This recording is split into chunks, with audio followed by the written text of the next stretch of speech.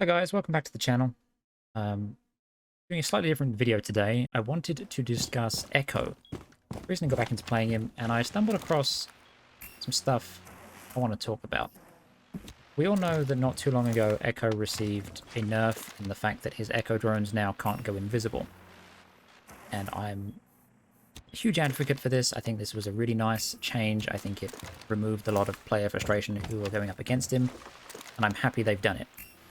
However, in playing Echo recently and trying to think of new ways to maybe use him to make him more viable again, I stumbled across a new frustration, but from a playing Echo point of view. And that's that I've noticed that there's a lot of surfaces that Echo's drone won't stick to. Sometimes it will jump and it will do that weird thing where it like wobbles about a bit and then falls back down. Sometimes it won't even let me jump. So what I've been doing is, in order to make more use out of his cameras and his drones, I've been trying to find new spots to put them in. So sometimes it's like inside a cabinet or on a surface of some kind that doesn't necessarily let the drone jump to the ceiling, but might jump to the bottom part of a cabinet or a shelf or anything like that. Something that might be a little bit more out of view, but doesn't entirely hide the drone. Anyway, in trying to do this in different maps and different bomb sites and just various places, the amount of places that the drone just won't stick to is really annoying. It makes no sense to me why, as long as the surface isn't flat, why does the drone not stick to it? I understand if there is an obstruction, or if it's unlevel, like I don't expect it to be able to stick to a diagonal surfaced ceiling, like if it's underneath a set of stairs or something. I get that. But there are even some places I've noticed that you can get the drone on the floor and it will jump and it will hit the ceiling and it will stick and it's fine. You move it 2 inches to the left, or if you throw it on top of something and then try and jump it to the same ceiling, it suddenly won't stick.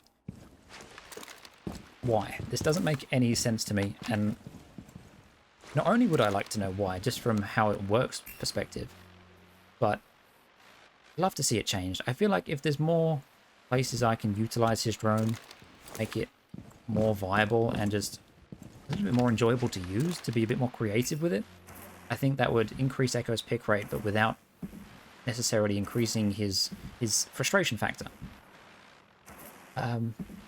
So I've come up with two things that I'd like to see potentially changed, one more so than the other. The first thing for me is just to allow it to stick to any flat surface. If it's above the drone, if it can go somewhere and it can jump, I don't care if it's,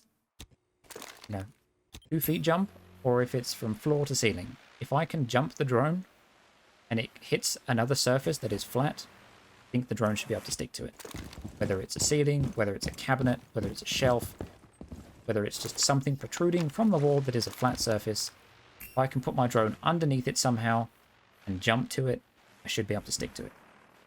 The other thing I'd maybe like to see changed, not necessarily, but more so if the first option doesn't come into play, I would like to see the drone visually changed somehow, so that maybe just make the skin of the drone paler, make it a grey or something, because the amount of white ceilings or cream ceilings or grey ceilings, I just don't make it a hugely dark drone.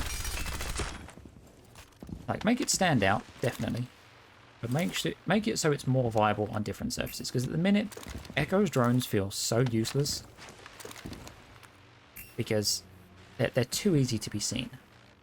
If you ping on it, somebody looks for it and shoots it. If you stun somebody with it, 9 times out of 10, if they don't shoot it, they've got a teammate that will. I just think something has to be done about Echo's drone to make him more viable again. I don't want it going back to invisibility. I don't want it to be irritating to play against in any means. But he shouldn't be as equally, if not more so, frustrating to play as he is to play against.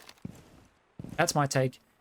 Comment below if you have any input, whether you agree, whether you disagree. I like to have discussions on different operators and how they potentially work. I'm planning on making more videos like this in the future. So if there's something that you'd like to talk about, maybe we can talk about it in Discord and just get some ideas going. Either way, I think it's super cool. Thank you guys for listening. If you like the video, like, subscribe. We do lots of content on how Siege works, whether it's useful or not. I like to look into interactions and how stuff works. So if you enjoyed it, like, subscribe. Thank you for joining me, and I'll see you in the next one.